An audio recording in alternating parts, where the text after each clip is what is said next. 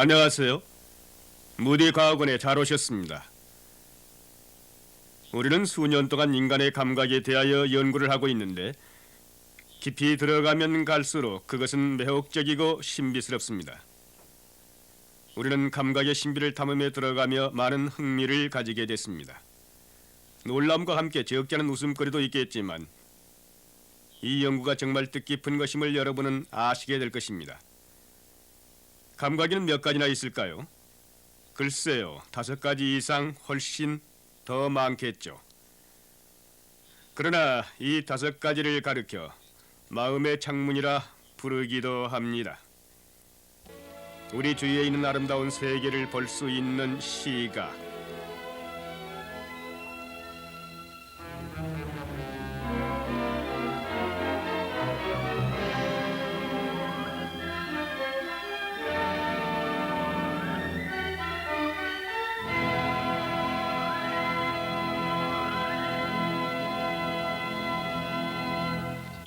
수많은 아름다운 소리를 들을 수 있는 청각.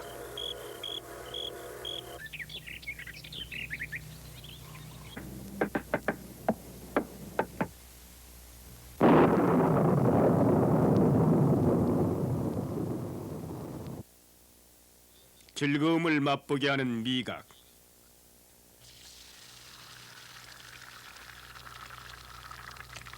그리고 놀라운 후각. 어린이의 손의 촉각과 늙은이의 손. 감각을 개별적으로 볼 때 정말 놀라운 것임을 알게 됩니다. 그러나 이 감각들은 개별적으로 행동하지는 않습니다. 모든 감각은 한 팀이 되어 서로 연관성 있게 전자계통을 이룩하여 작용합니다.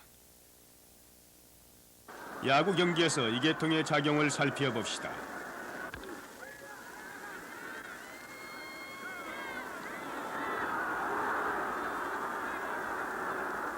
나이스 캐치. 그러나 공을 잡기까지의 전자적 마술은 공이 부딪힐 찰나부터 이 외야수의 머리에는 헤아릴 수 없이 많은 정보가 제공됩니다.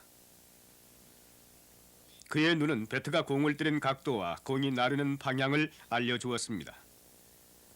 그의 귀는 공이 얼마나 강하게 맞았는가를 알려주고 촉감으로 바람의 방향과 속도도 알았습니다. 그리고 수많은 과거의 경험들이 기억을 통해서 나타났습니다.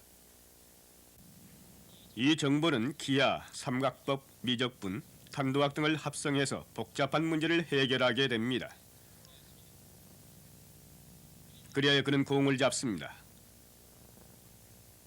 단 하루 동안의 정상적인 활동에서 인체의 감각기관은 전 세계의 과거 50년 동안 모든 전화 및 전신 시설을 통하여 전달한 것보다 더 많은 메시지를 취급할 것입니다. 인간의 감각은 놀라운 것이며 맡은 목적을 잘 수행합니다. 그러나 감각은 우리 주위의 세계를 인식하는 데 있어서는 극히 제한되어 있습니다. 시각을 보기로 들어봅시다. 우리 눈은 일정한 범위 내의 파장에는 민감한데 그것을 가시광선이라 부릅니다. 그러나 가시광선은 전파 스펙트럼의 일부분에 지나지 않습니다. 그것은 전파, 무선전파, 적외선, 자외선, X선, 감마선 및 우주선을 포함합니다.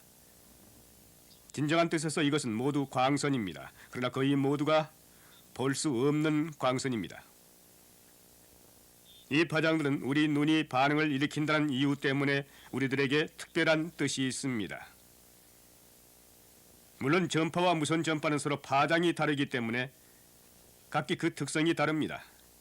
스펙트럼의 어느 부분에서도 그것은 사실입니다. 가시 스펙트럼 가운데서도 다른 특성을 가진 상이한 파장들이 있습니다. 전자 스펙트럼에서 가장 파장이 긴 것은 전파로서 그것은 보통 우리에게 전력을 공급합니다. 전파는 그 파장이 약 4,800km나 되지만 그것은 점점 짧아지고 그 파동이 빨라짐에 따라 점차로 무선 전파와 합해집니다. 무선 전파의 긴 것은 보통 표준 라디오 수신기로 잡히게 됩니다. 짧은 무선 전파는 단파 수신기나 TV 수신기나 레이더를 써야 합니다. 그러나 파장이 더 짧아지고 파동이 짧아지면 적외선 쪽으로 들어가게 됩니다. 이 파장은 라디오나 TV 수신기로 잡을 수 없습니다. 이것은 우리 몸으로 느끼게 되는데 그것을 열이라 부릅니다. 보이지 않는 적외선의 파장은 가시광선의 파장 중 가장 긴 것과 비슷하기 때문에 흔히 이 두 가지는 동시에 잡혀지게 됩니다. 가시광선 스펙트럼을 가로지르는 파장은 점점 짧아지고 파동은 더욱 빨라져 드디어 보이는 보랏빛이 보이지 않는 자외선으로 사라지고 마는데 이것을 때로는 흑광이라고도 부릅니다. 자외선은 파장이 너무 짧고 파동이 너무 빠르기 때문에 사람의 눈에 보이지 않습니다. 그러나 그 영향은 볼 수 있습니다. 예컨대 햇볕에 타는 것은 보이지 않는 자외선 때문입니다. 어떤 광물들은 보이지 않는 자외선을 볼 수 있는 광선으로 변화시킵니다. 특별히 다르게 보이지 않죠? 그러나 보이지 않는 자외선을 비추어 봅시다. 파장이 짧은 자외선이 우리가 볼 수 있는 긴 파장으로 바뀌어 반사됨에 따라 찬란하고 아름다운 빛으로 바뀝니다. 스펙트럼은 더 내려가면 X선입니다. 물론 우리들은 X선을 볼 수 없지만 사진 필름은 그것을 느낍니다. 의학 실험에서 날마다 사용되고 있는 것이죠. 그러므로 많은 것을 볼 수 있다고 생각하고 있던 사람들은 놀라움과 함께 빛나는 광선의 세계를 거의 볼 수 없는 장님과 다름없다는 것을 알게 됐습니다. 그렇다면 우리의 시각은 우리가 생각한 것보다도 못 미친다는 말인가요? 그렇지 않습니다. 그것은 다만 우리를 둘러싸고 있는 세계가 생각 밖으로 무한정하며 놀라운 것이기 때문입니다. 내 두 눈으로 볼 수 없는 것은 믿지 않는다는 말을 우리는 종종 듣습니다. 그렇게 말하는 사람은 자기 주위의 세계를 보는 눈이 좁다고 말할 수밖에 없습니다. 그렇습니다. 확실히 우리 시각은 제한되어 있습니다. 그런데 청각은요? 자, 이런 걸 들어본 적이 있습니까? 아무 소리도 없죠? 사실은 안 그래요. 이것은 초음파의 호루라기예요. 실제로 소리는 매우 큽니다. 개는 그것을 들을 수 있지만은 사람 귀에는 가청 범위를 넘어 들을 수 없습니다. 우리는 초고성능 개호각을 하나 만들었습니다. 과학실험실에서는 그것을 발명한 프란시스 골튼경 이름을 따서 골튼 호각이라 부릅니다.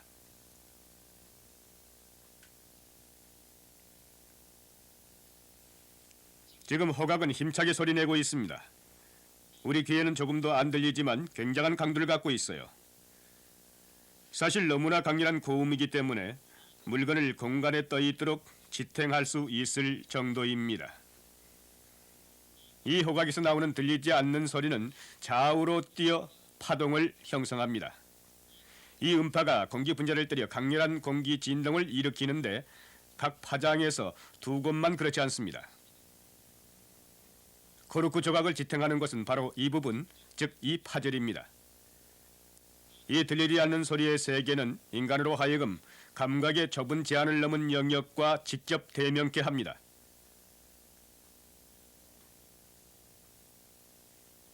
물질의 분자적 성질이 알려지기 전에는 미각은 말할 것도 없고 후각은 거의 완전히 신비에 속해 있었습니다. 그러나 지식은 화학적 감각의 불가사의를 감수시키지 못했습니다. 지식은 우리들에게 그 불가사의를 약간 맛보게 해주었을 뿐이죠. 모든 물질은 분자라고 불리우는 보이지 않는 입자로 구성되어 있습니다. 이 분자들은 끊임없이 움직이고 있습니다. 어떤 물질에 있어서는 이 분자의 움직임이 너무 세차기 때문에 표면 가까이 있는 분자는 공기 중으로 뛰어나갑니다. 물질의 냄새가 나는 것은 이것 때문입니다. 이 사실을 극적으로 증명해 낼 수가 있습니다. 수은을 약간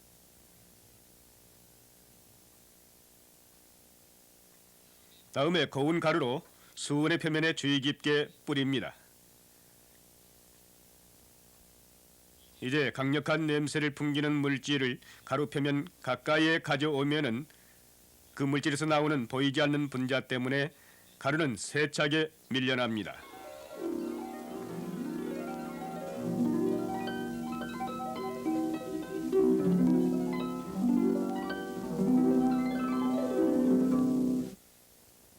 사람은 공기 중에 1000만 분의 1의 비율로 포함된 물질을 탐지해낼 수 있는 예민한 기구를 만들어냈습니다. 여러분의 후각은 10억 분의 1을 탐지해낼 수 있습니다. 그러나 동물의 후각과 비교하면 사람의 후각은 매우 제한되어 있습니다. 예컨대 경찰견은 여러 시간, 심지어는 여러 날이 지난 냄새를 찾아 따라갈 수 있는 특별한 능력을 가지고 있습니다. 그러나 가장 제한되어 있는 감각은 미각일 것입니다. 매우 예민한 미각을 가진 사람도 역시 일반인과 마찬가지로 4가지밖에는 가려내지 못하는데 그것은 짠맛, 단맛, 신맛, 쓴맛입니다. 눈을 가린 채 코를 완전히 막고 파, 사과, 배, 토마토를 맛보면 어느 것이 어느 것인지 알아내지 못한다는 사실을 아십니까? 그것은 사실입니다. 맛이 다르다고 하는 것은 오로지 냄새 때문입니다. 우리가 감각의 신비에 관한 연구를 시작했습니다만 첫째로 알아두어야 할 것 중에 하나는 우리는 눈으로 보는 것이 아니고 귀로서 듣는 것이 아니라는 사실이었습니다. 이것들은 단지 외부 기관에 지나지 않습니다. 실제로 감각을 인식하는 것은 뇌에 있습니다. 우리가 보며 들으며 냄새를 알며 음식의 맛을 알고 그 밖에 우리 주위의 세계를 감각하는 것은 바로 여기입니다. 그렇게 된 것은 다양한 일입니다. 예컨대 만일 보는 것이 눈에서만 되어진다면 모든 것이 거꾸로 보일 것입니다. 눈은 실제로 작은 카메라입니다. 카메라와 똑같이 눈의 수정체에는 물체가 거꾸로 비칩니다. 그 물상이 뇌에서 다시 바로 잡히기 때문에 거꾸로 보이지 않습니다. 그러면 만일 수정체가 물건의 상을 바로 맺는다면 어떻게 될까요? 뇌가 곧 그것을 반대로 돌리기 때문에 거꾸로 보이게 될 것입니다. 그런데 이와 같은 상태가 영구적인 것일까요? 이 물음에 답하기 위해 우리는 안과 전문인 그랜트 씨에게 거꾸로 보이는 안경을 하나 만들도록 했습니다. 우리 연구실에서 안경이 만들어지고 있는 동안 우리는 누가 그 안경을 몇 주일 동안 계속해서 쓸 것인가 하는 문제를 다루었습니다. 할 수 없이 제비뽑기를 했습니다. 과연 당첨된 사람은 누구일까요? 바로 접니다.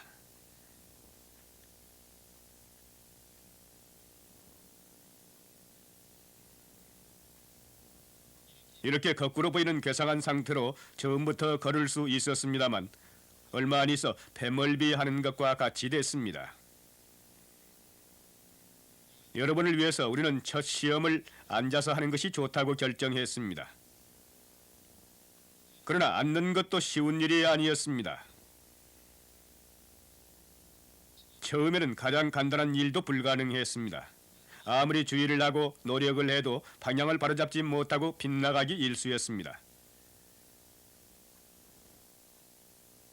실험 기간 동안 걸을 때 안경을 쓰고 있어야 했습니다. 안경을 벗을 때는 언제나 눈을 감거나 완전히 눈가림을 했습니다. 거꾸로 보면서 걷는다는 것은 힘든 일이었습니다만 그것을 다시 익히고 다시 적응하는 귀중한 시간을 마련해 주었습니다. 그것은 또한 다른 사람들의 주목을 끌기는 했습니다만 점점 적응되어 갔습니다.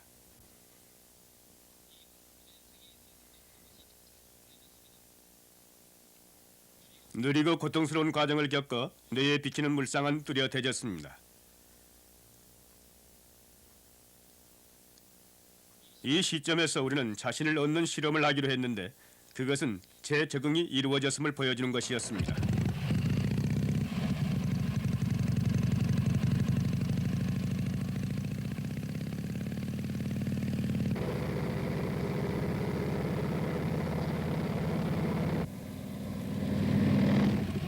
오토바이로서 행한 실험이 퍽 잘 되었기 때문에 비행기로 실험을 하기로 했는데 이 경우가 시각 조정이나 고도판 조정이 훨씬 어려웠습니다.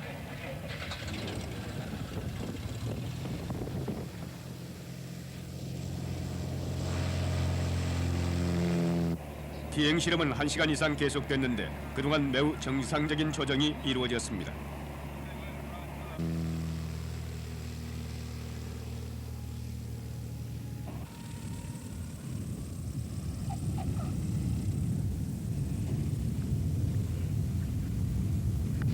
이번 실험을 통해서 우리는 보는 것이 눈에서만 아니라 뇌에서 이루어진다는 것이 얼마나 중요한가를 더욱 깨닫게 됐습니다. 예컨대 여러분이 한쪽 눈을 감고 똑바로 벽돌담을 바라볼 때 뇌에 전달된 화상에는 구멍이 하나 있습니다. 구멍은 그 모양이 불규칙하며 한쪽 눈에 대하여 12도 각도에서 나타납니다. 그러나 그것을 보려고 하면 구멍은 사라져서 볼 수 없게 됩니다. 여러분의 마음이 벽돌 한 장 한 장을 다 메꾸어 버릴 것입니다. 왜 처음부터 이와 같은 맹점이 생길까요? 그 대답은 놀라운 눈의 구조에 있습니다. 눈 안쪽 움푹한 내부 표면을 망막이라 부르는데 그것은 참으로 신기한 것입니다. 그 기능은 시상을 전기 충격으로 바꾸는 것인데 이것은 100만 이상이나 되는 연결된 새 신경망이 수집하여 그 상을 뇌에 전달합니다. 맹점은 망막 안에서 신경막이 시신경과 연결되는 곳에서 생깁니다. 이 연결점에는 시각적 요소란 없습니다. 그런데 이 맹점이 망막의 중심부에 있지 않는 것은 참으로 다양한 일입니다. 만일 중심부에 있다면 우리의 시각은 심하게 손상될 것입니다. 그러므로 구멍은 언제나 뇌에 전달된 상 가운데 나타납니다. 그러나 뇌는 항상 그 구멍을 주위에 그와 비슷한 것으로 메워버립니다. 그런데 어떤 사람은 글쎄요, 내 주위의 모든 것을 보지 못하는 일은 모르지만 뇌가 보는 것만은 정확하게 봅니다. 나는 역시 내 감각을 믿습니다. 라고 말합니다. 근래 감각의 정확성 문제에 대하여 많은 세밀한 연구가 이루어졌습니다. 그런데 그 결과는 매우 놀라운 것이었습니다. 과학자 에들버트 에임스 씨는 천재적인 실험을 행했습니다. 이 도형을 볼 때 양쪽 끝은 분명히 평형입니다. 그러나 상하미어는 평형이 아닙니다. 그 이유는 우변과 좌변의 길이가 다르기 때문이죠. 우리는 이 도형을 사다리꼴이라 부릅니다. 자, 덮개를 지웁시다. 좀 혼란됩니까? 글쎄요, 다만 도형의 칸을 나누어 페인트 칠을 해서 창문처럼 보이게 했을 따름이죠. 여러분은 나를 속일 수 없어요. 여전히 사다리꼴인걸요? 라고 말씀하실 겁니다. 맞습니다. 그러나 이것을 돌려서 어떤 일이 생기는지 보십시다. 창문이 돌다가 정지하고 또 반대 방향으로 도는 것 같이 보입니까? 그렇지 않습니다. 그것은 시계 바늘과 같은 방향으로 계속 돌고 있습니다. 우리가 이 사실을 알고 보아도 착각이 가시지 않으며 계속하여 더욱 창문같이 보입니다. 견뎌볼 물건이 필요하죠? 사다리꼴의 끝에 물건 하나를 달겠는데 이것이 계속 따라서 잘 도는가를 보세요.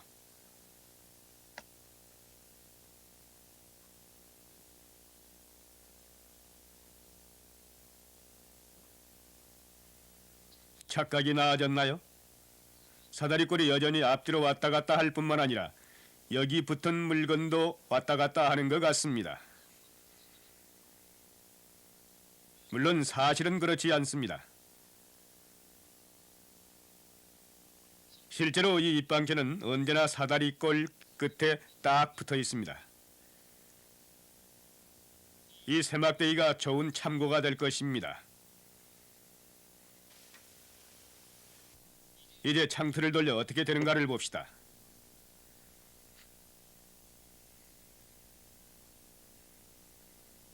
물론 우리는 돌고 있는 창틀이 세막대기를 굽힐 수 없으며 세막대기가 창틀을 통과할 수 없다는 것을 압니다만 그 알고 있는 것이 아무 소용없는 것 같습니다. 창문이 왔다 갔다 하는 것처럼 보이는 착각은 여전히 계속됩니다. 어릴 때부터 우리는 경험으로 창문은 직사각형이며 측면은 서로 평형인 것으로 알고 있습니다. 여러분의 눈은 정확한 상을 뇌에 전달했습니다. 창문처럼 칠을 한 사다리꼴의 상을 말입니다. 그러나 여러분의 마음은 저것은 창문이다라고 했으며 모든 창문은 직사각형이다라는 관념을 버리지 않고 오히려 온갖 있을 수 없는 일들을 받아들였습니다. 그것은 곧 세막대기가 굽으며 그것이 고체를 통과한다는 등의 일입니다. 우리는 보는 것이 눈에서만 아니라 마음에서 이루어진다는 사실을 강조했습니다. 이 사실의 중요성을 깨달으신 걸로 생각합니다. 그러나 에드워드 에임스 씨는 더욱 중요한 다른 실험을 했습니다. 내가 이 방으로 들어가는데 분명히 무엇인가 잘못된 점이 있습니다. 무엇인지 아시겠어요? 여러분은 내가 작아졌다고 생각하실 수 있습니다. 물론 그것은 사실이 아닙니다. 그러나 여러분의 눈은 진실을 말합니다. 마루가 경사져 올라가 있고 천장은 기울어 내려져 있고 벽은 심하게 일그러져 있으며 창문은 글쎄요, 커튼을 만들기도 어렵습니다. 여러분의 눈은 사실을 말하지만 마음이 그것을 믿으려 들지 않습니다. 이것이 도움이 되겠죠. 비탈면의 도움 없이는 가능치 못합니다. 자, 이번에는 반대로 되어지죠. 이제 여러분이 조금 뒤로 물러서면 이 문제의 진정한 원인을 알게 될 것입니다. 이만큼 거리에서 보면 분명하죠.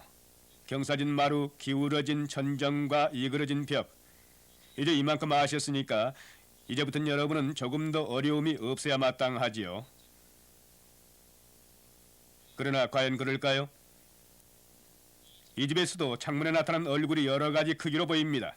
그렇죠? 그러나 얼굴 자체는 잘못되지 않았습니다. 그것은 창문과 그것이 여러분의 뇌에 일으키는 작용 때문입니다.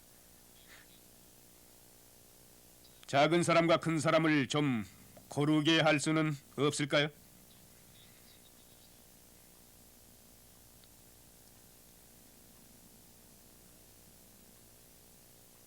아닙니다. 더 심합니다. 인간의 감각이 얼마나 한정되고 부정확한지를 깨달았을 때 사람들은 큰 충격을 받습니다. 그런데 물론 과학계는 이러한 제한을 충분히 인식하고 있습니다. 사실 이와 같은 인식이 바로 현대 과학의 토대가 되고 있습니다. 과학시대 이전에 우리는 질량 분리변의 법칙에 지배되는 우주에 대한 관념을 갖고 있지 않았습니다. 사람은 한정된 감각에서 얻은 토막 정보를 토대로 해서 자랑스럽게 이론을 세우고 철학을 다듬었습니다. 연금술사들이 물질 조합을 하는 것이 이 시대였고, 점성가들이 미래를 점치려들었고, 골상학자들이 사람의 지능을 측정하려고 두개골의 크기를 쟀던 시대였습니다. 그러나 약 300년 전에 세상이 바뀌기 시작했습니다. 사람이 감각을 믿지 않게 되고 그의 제한성을 극복하기 위하여 기계를 만들어냄으로써 과학시대가 탄생했습니다.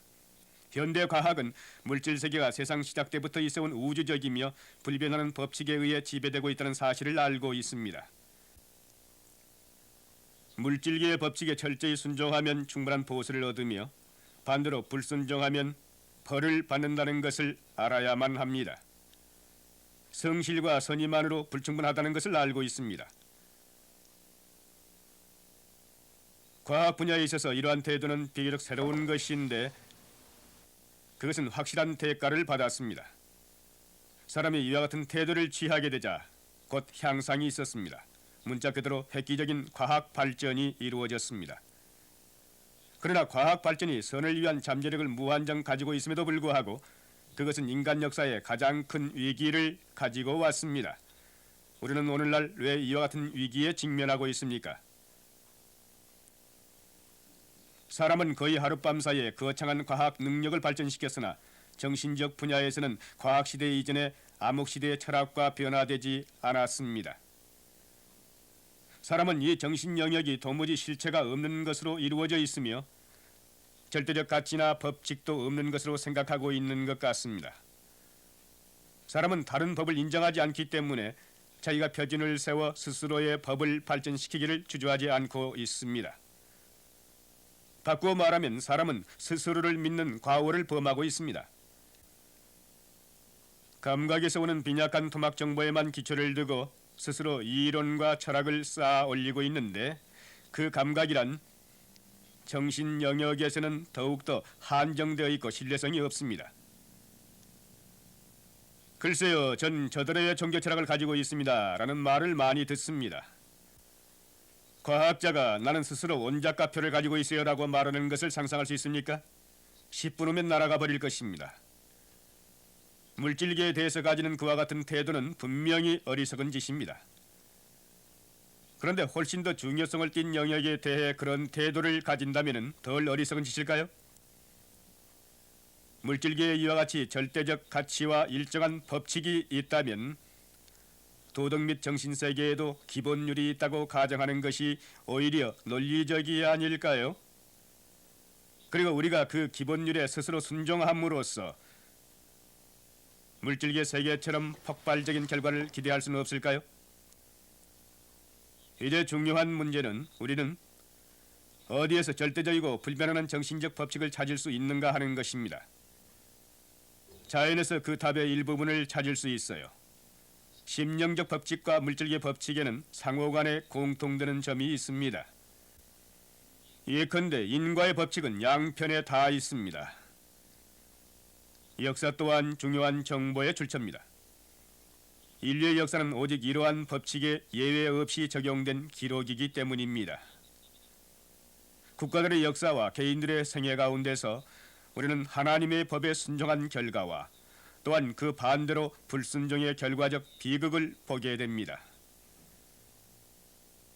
또 우리는 이 책, 성경, 사람에게 주신 하나님의 말씀이 있습니다. 이것을 믿었던 곳에서는 삶의 변화가 일어났고 역사의 방향까지 바뀌었습니다. 이것이 하나님의 법칙임을 알 수 있을까요? 이것이야말로 과학적 방법을 실제에 옮기는 좋은 기회입니다. 이 법칙을 여러분의 개인적 체험 가운데 한번 시험하여 보십시오. 어떤 결과가 생길까요? 획기적인 변화, 곧 구원, 중생이란 말들이 놀랍게도 새로운 의미를 부여해 주는 근본적인 변화가 이루어질 것입니다.